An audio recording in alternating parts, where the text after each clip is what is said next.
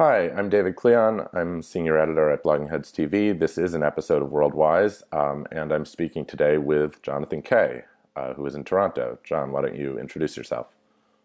Hi, John Kay here, managing editor for Comment at the National Post newspaper, which is based in Toronto. Great. So we're going to talk about a number of things relating to Canadian politics today.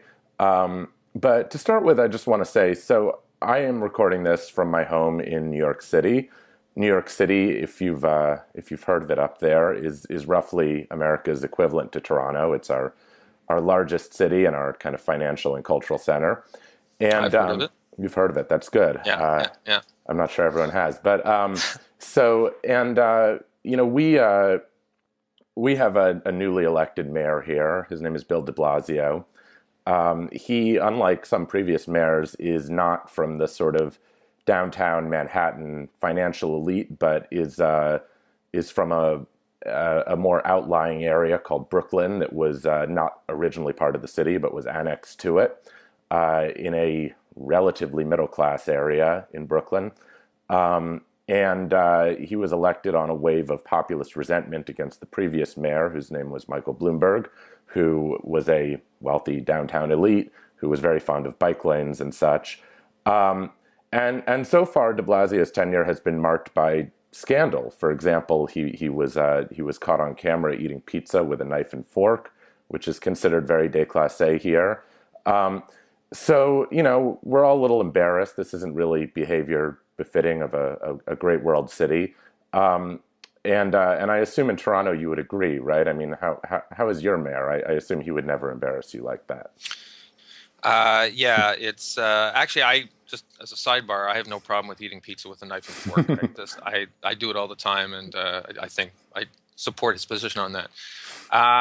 Yeah, Rob Ford, what can you say about Rob Ford? He's the most famous Canadian we've created since Wayne Gretzky. And he's been disgracing the city, I guess, for a better part of a year now, stumbling from one episode to another, drunken nightclub incidents. He's admitted to crack cocaine usage. He has a foul mouth. He's used the N-word. He's used the W word to refer to Italian Canadians. Oh, wow. He's referred. Bill de Blasio would never do that. Any letter in the alphabet, he's used that word. He is now at large. No one quite knows where he is because he's taken some time off for rehab. He said he was going to go to the United States for rehab, but apparently the Americans wouldn't let him in. And so now because he uses crack cocaine. A variety of things. I think there's criminal affiliations might be part of it. Mm-hmm. So no one knows quite where he is now. However, his infamy continues. If you watch the American late night shows, Jimmy Kimmel in particular has become kind of obsessed with Rob Ford. Well, Jimmy Kimmel interviewed him, right? I mean, he brought him on the show.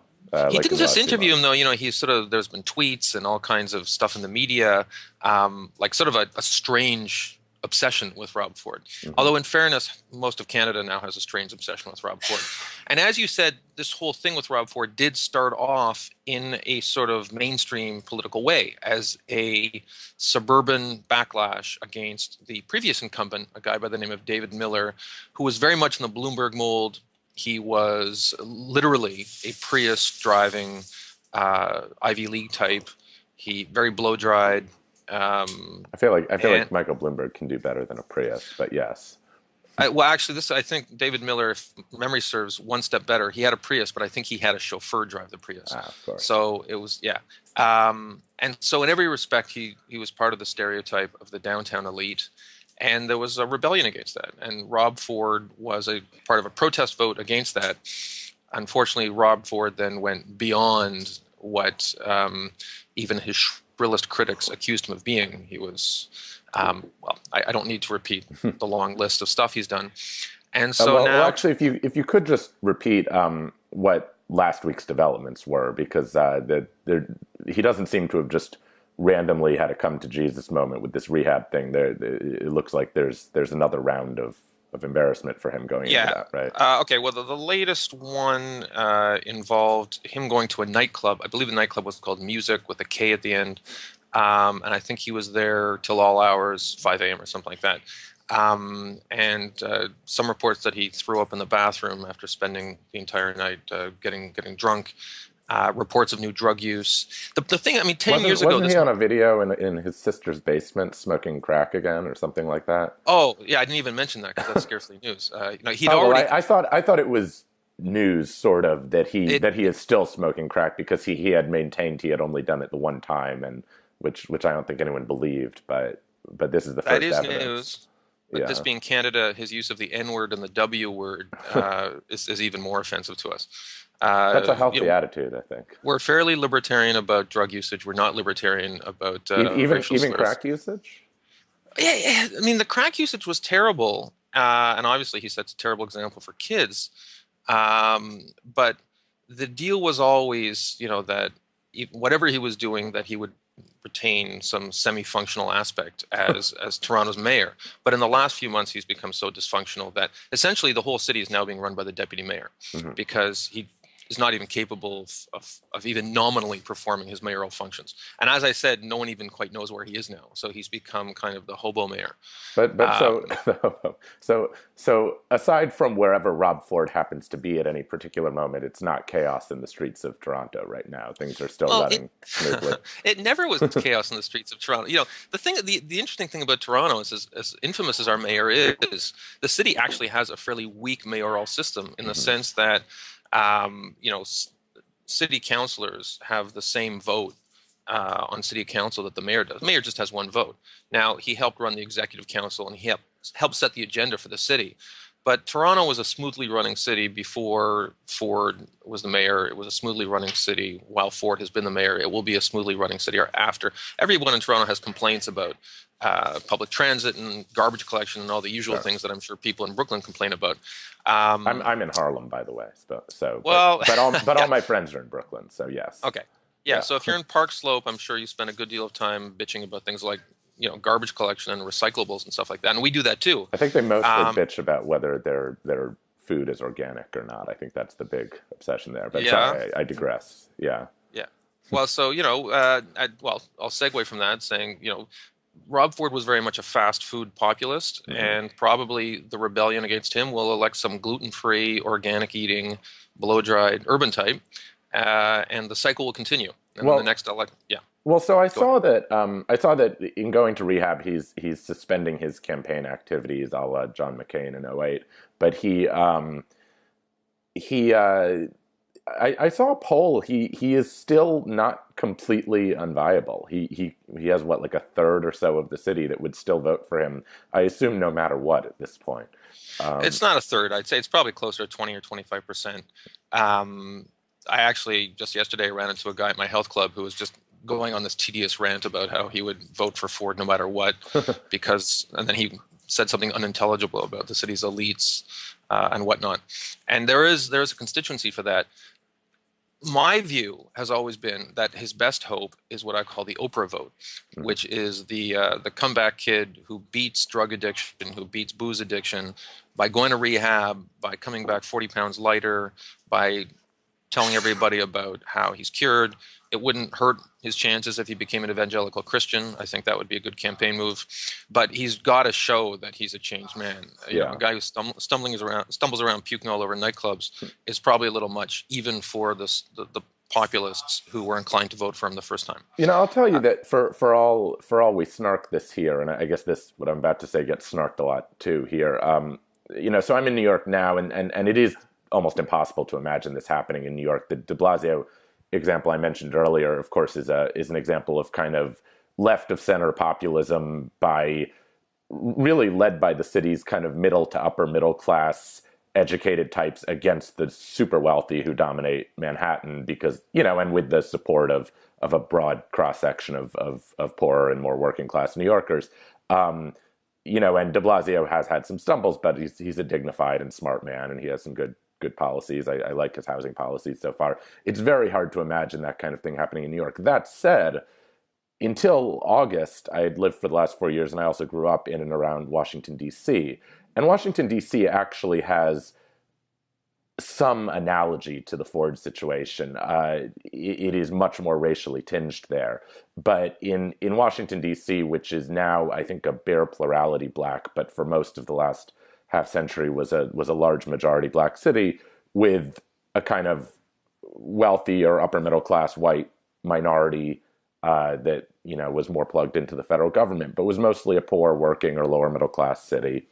And we Washington, I guess, two separate times interrupted by a jail term for crack, elected our mayor, Marion Barry, who is actually still on the city council. He represents Ward 8, which is the poorest and blackest eighth of Washington, D.C., where he's a popular folk hero. And I should say, Marion Barry is a very smart man. He's a brilliant politician. He was in his 80s prime, not a wholly terrible mayor. I mean, people will dispute that endlessly, but it's the crack and related scandals that brought him down. When he was reelected in the 90s, after leaving jail, the Republican Congress basically stripped him of all real power. So although Toronto actually is allowed to govern itself, unlike DC, which is the DC situation is kind of an obscenity, there is, I guess, some analogy in that he was basically a powerless figurehead mayor for those years. And his the reason he keeps getting elected even today is because as a kind of FU to a certain type of Washingtonian, and not just that, a sense of kind of, he represents a certain swath of the city, and he speaks to them, and he understands them and what they've been through. So, sorry, that was a long digression, but I assume that analogy resonates. There's a couple of themes there that certainly do resonate. One is the idea that there's a lot of voters in Canada and the United States who don't think much of municipal politics. Mm-hmm. And because they think the stakes are low, they think, oh, this is a great opportunity for me to simply vote with my gut, to the extent I vote at all, because turnout tends to be low. That they're just going to vote, as you say, as a protest vote, or they're going to vote along tribal lines, whether it's political tribe or regional tribe. Or racial tribe. Yeah, although the idea is that I would problematize that a bit with Barry, that people are engaged, and Barry has always taken care of his community, in terms of giving out jobs and contracts and things like that. He's very good at what I guess you call retail politics, which I gather Ford is too, right? Ford is fantastic at retail politics. Yeah. He gives out a cell phone number. People who have had contact with him, everyone wants to get their picture taken with the guy. The other thing is party politics. Mm-hmm. Toronto municipal politics, there's no party system. And people love to bitch about party politics, Republican Party politics, Democratic Party politics here in Canada, Liberal, Conservative, NDP party politics. But party politics impose a certain discipline on the selection of candidates. The reason no one like Rob Ford would ever become provincial premier or prime minister, or in the United States, president or state governor, although you had someone, you had Jesse Ventura in Minnesota, but he's the reason that happens, as is Minnesota, but yeah, that's quite right. But the reason it doesn't happen is because party politics imposes a rigorous discipline on people through the disclosure process that comes with nomination and with raising money. You can't raise money if you're a guy who pukes in nightclubs. And so we love to complain about the party politics system, but party politics imposes discipline on the selection of candidates. And in City of Toronto, and I think this is true also of Washington, D.C., is that you don't necessarily have to run in a primary. You don't have to be selected by a party machinery before you win an election as ward councillor or mayor. And as a result, you can get some weirdo hotheads, or in Toronto, you can get a drug addict who just get elected directly by voters. So it's a cautionary tale, but people who say, oh, let's just get rid of the party system when it comes to regional or national politics. That comes with a price. The price is you get rid of the vetting function that comes with party apparatus. Right. Well, DC's Republican Party is so small as to be almost meaningless. But there are some seats reserved on the city council for independents, which does bring some a minority of citywide politicians who are not part of the democratic vetting process. But anyway, that's enough about DC. One last thing about Rob Ford before we take this segue you've provided and talk about national Canadian politics. How does Toronto as a whole, I guess, feel about what you said earlier about Rob Ford being the most famous Canadian since Wayne Gretzky. How do you, although I feel like Justin Bieber, who I know recently had a bad encounter with the mayor, might take issue with that. But how do both his supporters and people such as yourself, who I think are embarrassed by him, what do you make of sort of Rob Ford international phenomenon, and in particular Rob Ford American phenomenon? Has Rob Ford in your mind changed the stereotypical American view of Toronto and of Canada? I think 20 years ago or even 10 years ago, we kind of would have been thrilled by it, because the attitude would have been like, oh, look, the United States is paying attention to us. Hey, this. Maybe people will look at the Wikipedia entry for Canada and learn more about our ROCMP and stuff like that. We were so starved for attention from the Americans for so long that any attention was something we desired. And I think that's changed over the last decade or so as Canada has become more prominent on the world stage. Here in Toronto, we get like tons of visitors from the Eastern United States to see the Raptors or to see the Maple Leafs or. Great indie rock scene you guys have. Indie rock scene. We have this world-class film festival that makes downtown uninhabitable for 2 weeks. So the last decade or so, Toronto has gotten almost too big. And as a result, people in Toronto, they've kind of gotten blasé about international attention to the extent that when it's unwelcome, as in the case of Rob Ford, it's just an annoyance. And I think Torontonians, no disrespect to Jimmy Kimmel, they'd love for the whole thing to be gone. Right. And a lot of them would like to just have some boring generic mayor. And we wouldn't have to deal with, like right now, I mean, it really isn't. I mean, you can go anywhere in the world now and mention you're from Toronto, and the first thing that'll come out of their mouth, whether it's in Tokyo or Washington or LA or wherever, everybody knows Rob Ford. Right. And it's that is and judging from Marion Barry, if he's any precedent, I think you've got another 20, 30 years and counting of this. I mean, granted, Barry's still in the picture in some form, but it never goes away. You'll tell people you're from DC, they'll crack about Marion Barry. I mean, DC's had a remarkable turnaround in terms of its dropping crime and rise in wealth and is probably the liveliest it's ever been. It doesn't matter. We'll always be Marion Barry's town. Yeah, the special problem with Rob Ford in this regard is that the guy really does look like a joke. Like he looks like a character from a Mike Myers movie or something like that. And he looks like Chris Farley, the late Chris Farley. But, he does, and his lifestyle is not too dissimilar. No. But he's so physically iconic. I mean, they've even made bobblehead dolls of him here in Toronto.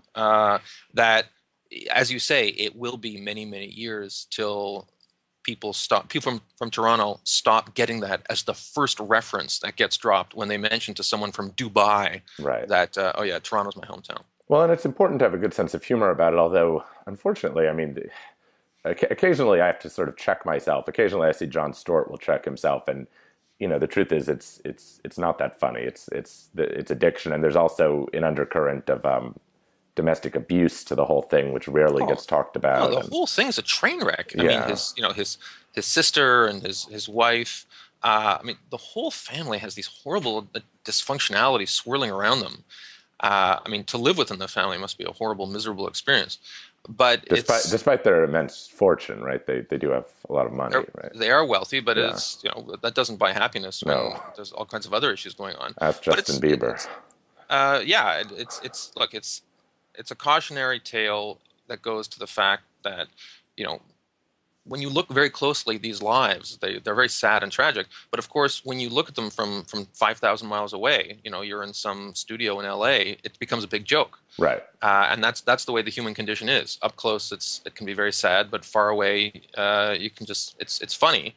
Which is so weird, because there are hundreds of these stories in LA. I mean, of high profile versions of these stories in LA. I mean, if anyone knows about self-destructive, wealthy, in the spotlight people, it's Los Angelinos, but you would think they'd be more empathetic. You would, I would not think that, but maybe not. But yeah. All right. Well, anyway, I guess we may as well transition away from Rob Ford now. But there is a sort of a link here, in that Rob Ford is a conservative politician. He was elected as part of this conservative backlash in Toronto, which, as you've discussed in previous Blogging Heads episodes, was brought about when, I guess, 1998, when the kind of liberal inner core city of Toronto consolidated with the vast surrounding conservative suburbs. So, I mean, beyond his singular vulgarity and crack addiction and so on, Rob Ford is also surprising, I think, to a lot of Americans, because how did Canada's big cosmopolitan indie rock, film festival city elect this conservative populist mayor? And this also highlights the fact that Americans pay so little. I mean, maybe political junkies in DC, but Americans as a whole pay so little attention to Canadian politics. They may not be aware that for the past decade, Canada has had a quite conservative prime minister, and that there is a deep conservative streak in Canada. And this, as far as I can tell from following it on and off, comes from a combination of factors. One is that Stephen Harper, the prime minister in question, is a very talented politician. One is that the liberal opposition seems to be in disarray. And one is that I think there is a large, authentic, silent, possibly majority, silent plurality of Canadians who are actually quite conservative. So what's your take on the Harper phenomenon? How has he stayed in power for so long, and what is the nature of Canadian conservatism? I don't want to overstate how conservative Canada has become. It's important to remember that at the end of the day, regardless of the postures that Harper puts on, Canada is still a welfare state, fairly generous welfare benefits by American standards. We have universal health care. This continues to be the main domestic issue of division in the United States, and we have a turbocharged version of Obamacare. And that's not something that Harper has. Sounds great to me, by the way. Well, yeah, you're an urban elite. I sure am. I'm urban anyway, but yeah. Oh, and we have gay marriage coast to coast. There's no Alabama in the United States. We have gay marriage from Vancouver all the way to Halifax. You can get gay married anywhere, and that's not something Harper has challenged. What he has challenged is our foreign policy. Canada used to, Pierre Trudeau, prime minister back in the 70s, he was best pals with Fidel Castro. He loved sticking his finger in Uncle Sam's eye. And for decades, that was basically what our foreign policy was. We were going to be the multilateral yin to America's yang. Right. And what really changed that was 9/11, because that was sort of a put up or shut up time for Canada. We sent troops to Afghanistan. Our troops were there for, their mission, I think, just ended a few months ago. And that created a wave of military patriotism in Canada, something we haven't really seen since the Korean War.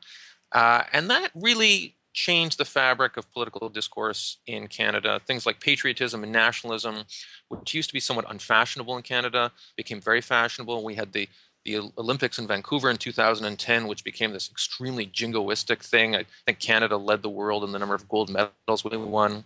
And Canada just became a much more assertive country in terms of its national identity. Are Canadian flags, are they more like of a thing? Oh God, yeah. Yeah. The Wall Street Journal in Sochi, the Wall Street Journal reporter wrote this long article about how somewhat annoying the Canadian presence was there, and how many Canadian flags were there, and how Canada was a country that you could count on it to apologize every time it won a medal, and that's changed. And so that's had a subtle effect on the politics. I also think the bad odor that Jean Chrétien and Paul Martin left after all their years in office, they left. There was a huge scandal. I won't bore you with the details. It was called the sponsorship scandal. That kind of discredited the Liberal Party for a few years. And also, Canada is a nation of immigrants. And many of the immigrants who come to Canada are admitted on economic criteria. Many are from South Asia and East Asia, extremely entrepreneurial minded. That's why they came to Canada. And you have this huge urban ethnic entrepreneurial class that really has very little interest in lectures about social solidarity and social justice. And they're all about the conditions for making money, which is the reason they came to Canada in the first place. We're a country that admits almost 1% of our population in immigration every year. Wow. The Harper government has played very well to that constituency on economic grounds. And for that reason, things like low taxes, disentangling some of the regulatory hurdles to business development. These have all been top of agenda for the Conservatives, and they've done a very good job creating a coalition on that basis. Now, from a social point of view, it's still an extremely Scandinavian liberal country. Abortion on demand, gay marriage, which universal health care. Harper is not pro-abortion, though, right? I mean, he's somewhat. I mean, Harper is a devout Christian, right? Or so I'm told. He's a Christian who, as a politician, has shown absolutely no interest in any of the big social issues that regularly create a firestorm in the United States. No interest in gay marriage, abortion, bioethical issues in general. I think the only issue in that constellation of sort of gods, gays, and guns that interest him are the guns issue. Really? He's rolled back. Yeah, well, he's rolled back some of the extremely draconian anti-gun laws that Canada once had. That we had a notorious law called the gun registry. I won't bore you with the details, but he got rid of that. But aside from that, actually, I'm sort of interested, just briefly. So, is this more like rifles for hunting that people want, or I mean, because or is it like handguns in urban areas? I mean, in the U.S., the Second Amendment is such a overriding thing that even though gun rights supporters tend to be in more rural areas, or ex-urban areas tend to be into hunting and stuff. The practical result is that the south side of Chicago is flooded with handguns and is a war zone. Is it more controlled, this sort of deregulation of guns in Canada, or? There's no equivalent to the Second Amendment in Canada. Yeah. As a result, gun control laws are extremely strict by American standards. It is possible under certain conditions to own a handgun, but handgun use and even ownership is heavily stigmatized in most parts of Canada, especially urban Canada. There are a lot of people in Canada who have hunting rifles that they use for things like pest control and hunting. Canada does have an active hunting culture. However, the law that I alluded to earlier, the gun registry, it made rifle ownership, shotgun and rifle ownership, difficult even for people who had these guns for a perfectly legitimate purpose. And it was one of the reasons that the Conservatives got elected in the first place. Mm-hmm. So, to the extent there's a gun culture in Canada, it tends to be a rural gun culture based on ownership of long guns for, issues that have to do with wholesome activities like hunting, farming, state defense, that sort of thing. It's very difficult to own a handgun in Canada. And most of the handguns that exist here in Toronto are illegal guns that come from the United States and are imported by gangs. I see. Such as the one that Rob Ford seems to be socializing with, perhaps. But it's exactly that sort of gang, yes. So one other big thing that seems, in my outside observation, to be very relevant to the rise of Harper and Canadian conservatism is the energy industry, which I gather is centered in Alberta, which is his home province, right? Yes, and it's been expanding like gangbusters, thanks in large part to the development of the oil sands, right, which is an unconventional source of oil. For decades, they thought that it couldn't be commercially exploited because the bitumen, which is contained therein, is a very thick, molasses-like petrochemical substance, very expensive to refine. But when the price of oil went up over $30, $40 a barrel, it became economic. And now Canada is, it's already one of the world's big oil producers, but it's poised to go even higher on the list of world oil producers. And so you've got this sort of Texas-like culture going on in Alberta now that, and I gather that Harper is as closely tied to that as the Bush family is to Texas oil business. Is that fair? No, I wouldn't say that's fair, because in the case of the Bush family, they actually had an equity stake. As I understand it, in various oil industries. I mean, George H.W. Bush, to my understanding, that was one of the pillars of his rise in oil business. Now. Yeah. Harper was never an oil executive. I mean, the thing about Harper is he was always a policy wonk. You see photos of him from high school and college. He was this dweeby guy, organizing debates on things like provincial-federal relations. So he was never a business guy. Now, as a politician, he obviously does have social relationships with people in the oil industry. And also from a regional and ideological point of view, he's extremely pro-oil. And he's made it his business since he became prime minister to do everything in his power to make sure that the oil industry doesn't have any legislative barriers en route to turning Alberta into, as you say, the Texas of the 21st century. Yeah, I mean, it's been kind of a fascinating thing for me because I always thought of, Canada, along with all of its other kind of left of U.S. positions, to be, pretty pro-environment. Now I walk around, the Metro Center stop in downtown Washington, D.C., and every single ad in the Metro Center stop, the last time I was there a few months ago, is sponsored by the Canadian government, talking about how, Canadian oil is clean and, is supplying millions of Americans with power. And, we should work with Canada because otherwise we'll work with evil petrostates like Saudi Arabia. And promoting the Keystone Pipeline, obviously, which is an important part of this. And, I also see these ads on the back of the New Republic magazine. I mean, it seems like there's been a huge blitz by Canada to promote itself the way that Gulf states or Kazakhstan or countries like that have promoted themselves, as, these very glossy ads as a safe, reliable partner for the energy industry. Is this reflected in Canada's domestic image of itself, or? Domestically, Canadians still think of themselves as environmentalists, which is a total joke because in terms of the amount of carbon we burn per capita, I think we're one of the world's leading nations. I mean, that's in part because we're so big. So we end up taking a lot of, long car rides and we have big houses and we fly, you fly to Vancouver. It's a 5-hour flight. Right. So we're a big country. We burn a lot of fossil fuels, and yet we like to think of ourselves as the land of snow and seals and sunshine. So we lie to ourselves about being environmentalists. In terms of our public image in the United States, those ads you were talking about in Washington, there is a grain of truth to that. Who would you rather buy your oil from? Canada, which is, it's just whatever else you could say about it, it's a stable democracy, or Venezuela, which, is one coup away from being completely dysfunctional, or Saudi Arabia, where, which has its own geopolitical problems. That is, everything that's in those ads is true.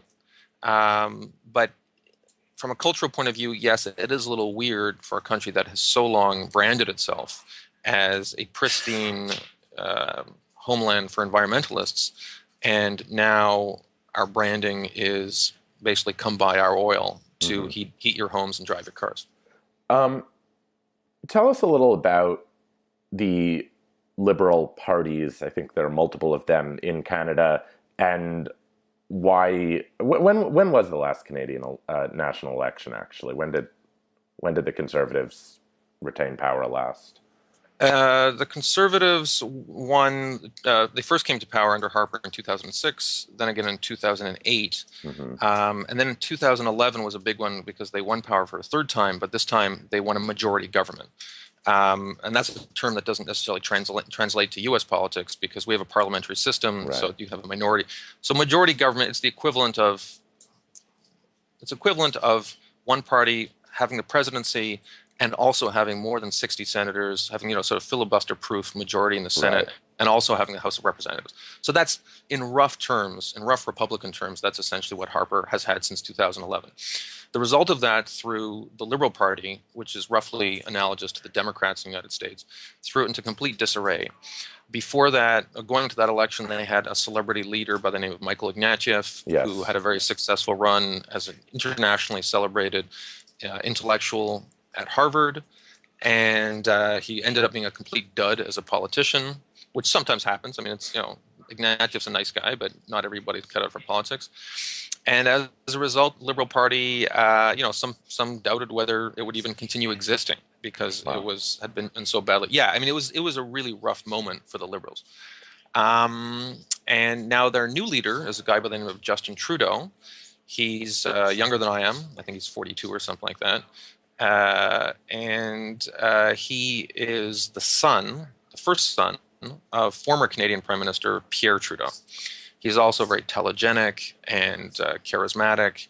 He has nice hair, so a lot of his critics have tried to stereotype him as just being kind of a flash in the pan.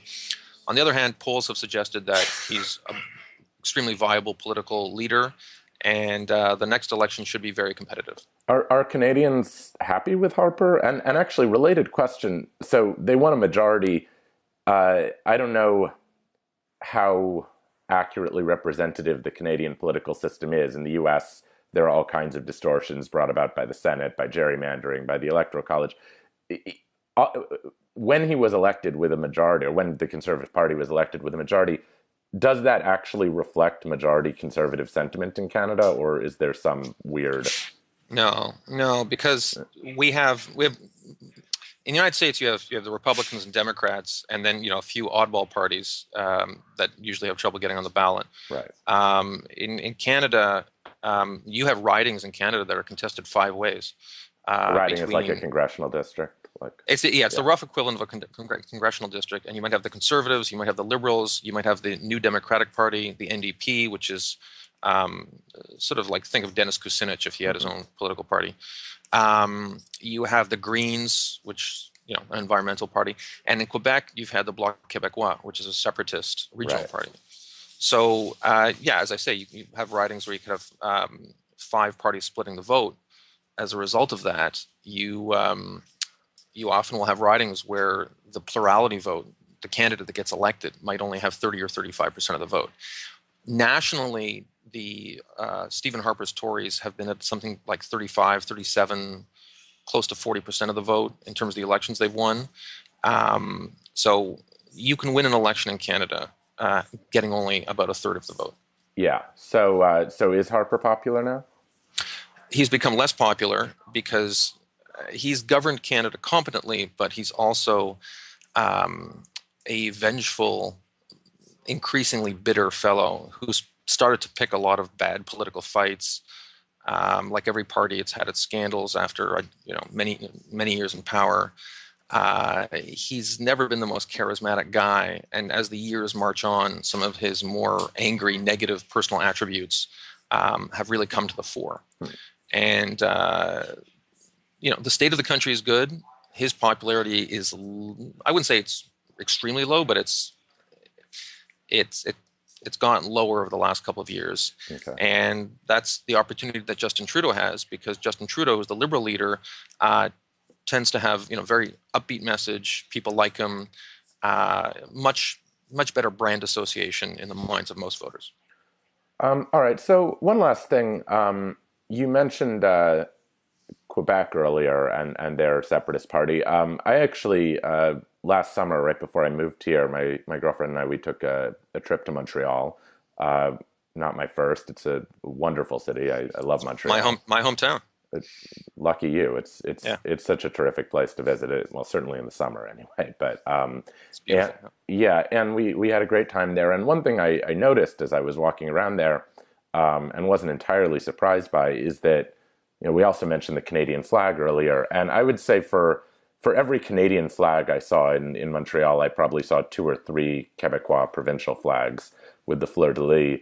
And this, I assume, is reflective of Quebec's status as a sort of nation within a nation with strong separatist tendencies, which I gather are actually probably least strong in Montreal relative to the rest of the province.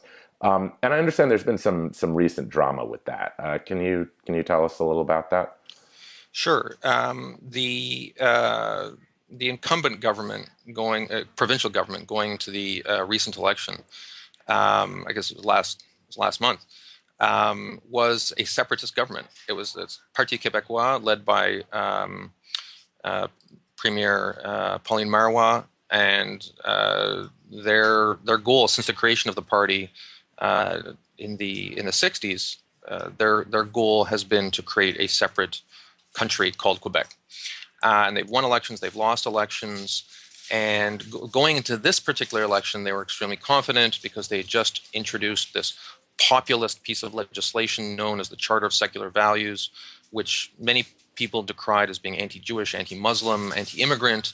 but it was a popular bit of political posturing that allowed the Parti Québécois to present itself as a guardian of Quebecois values. Secular, you said. That's very interesting. That's Yeah. a French concept, right? Laïcité, like the idea that Yes. secularism is the state religion, and it's sort of wielded against religious minorities, like with the veil and Yeah. stuff. In the current context, it was very much borrowed from the political scene in Europe, where you have uh, socially conservative parties in places like the Netherlands and in Scandinavia presenting themselves as guardians of national identity by being anti-religious, specifically by being anti-Muslim. Right.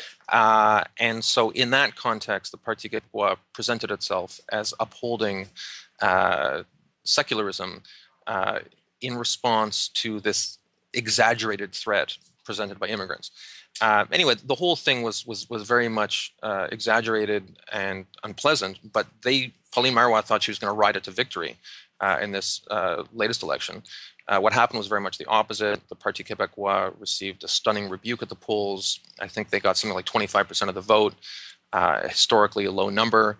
And as a result of that, the result is interpreted as of Quebec voters not only rejecting this sort of xenophobic piece of legislation that the PQ wanted to present, but also rejecting separatism itself. Huh.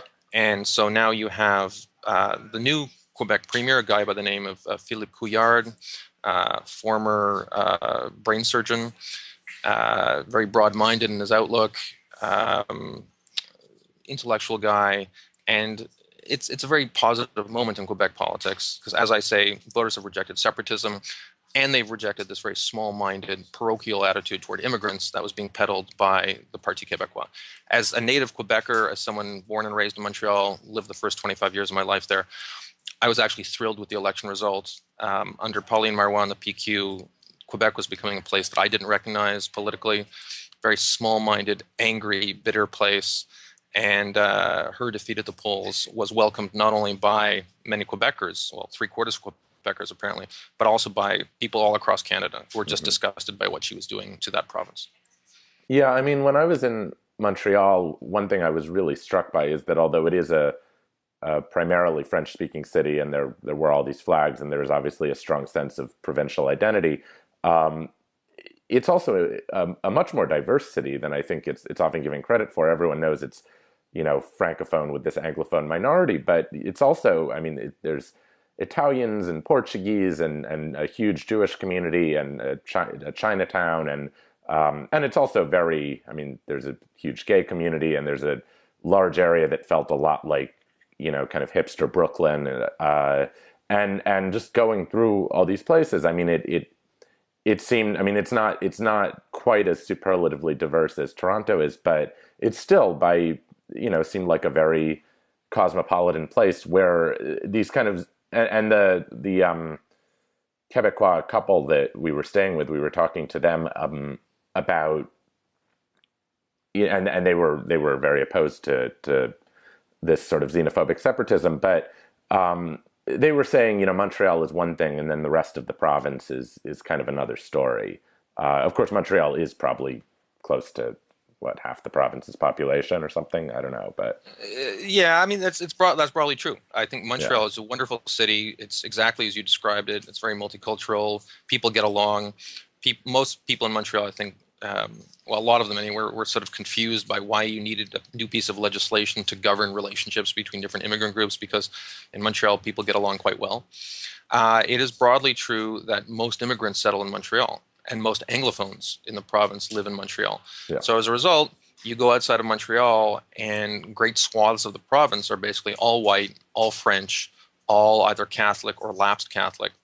Very few immigrants outside of Montreal. And it does create two societies. In the American context, I vacation in southern Maine.